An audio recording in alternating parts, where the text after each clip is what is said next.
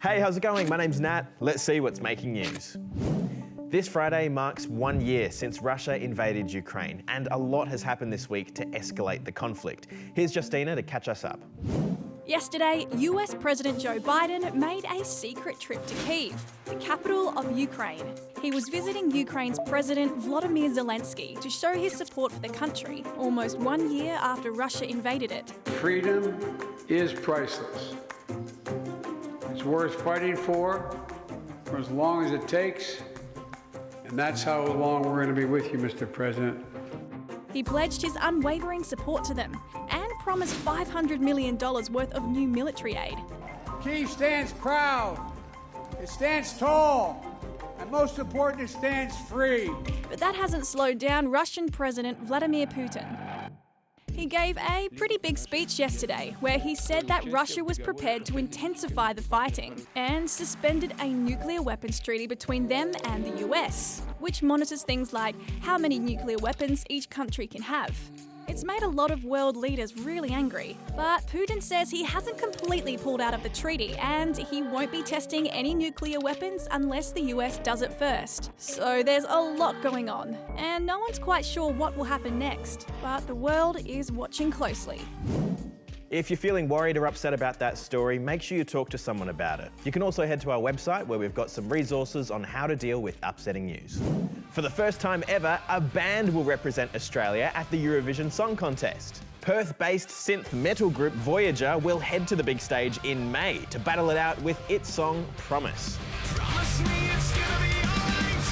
This year, Liverpool in the UK is hosting on behalf of last year's winners, Ukraine. Now it's time to meet Theo, who's a record holder in the art of cup stacking. Let's check it out. You're looking at an Australian cup stacking record holder. In April, Theo's heading to Singapore for the World Championships. What are you feeling about the World Championship? I'm feeling a bit happy but a bit nervous at the same time. I got first into cup stacking when my PE teacher taught me at school.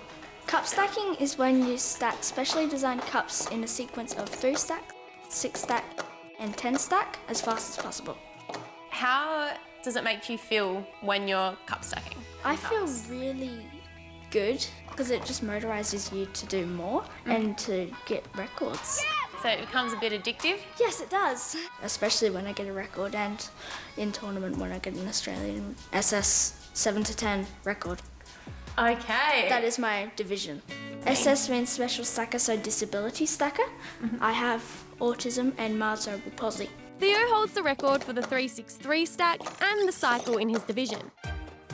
What would you say to other kids who might be thinking about getting into cup stacking? I would probably say, always have a go. If you don't want to do it again, you don't have to do it again. If you want to do it again, you can go as best as you can. Now it's time for some stories that are larger than life. First up to South Australia, where this larger-than-life Lego man has been roaming the streets of Mount Gambier. Inside the suit is real-life man Alex. Oh, it's fantastic. You have these honks waving at the windows, people stopping for photos, and can we have a photo? Go for it. It's always pleasing to me that the smiles bring me so much joy.